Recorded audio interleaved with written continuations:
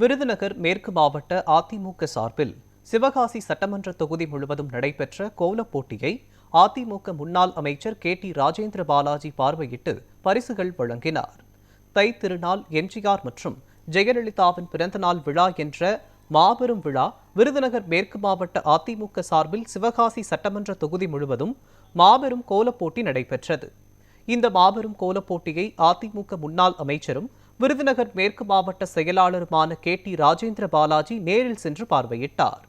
பின்னர் போட்டியில் பங்கேற்ற அனைவருக்கும் வாழ்த்து தெரிவித்து பரிசுகள் வழங்கினார்.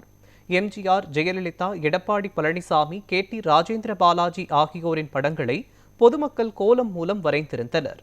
மேலும் இரட்டை இலை சின்னத்தையும் மிக அழகாய் கோலம் போட்டிருந்தனர். பின்னர் KT ராஜேந்திர பாலாஜி திருத்தங்கள் பகுதியில் பொங்கல் வைத்து மகிழ்ந்தார்.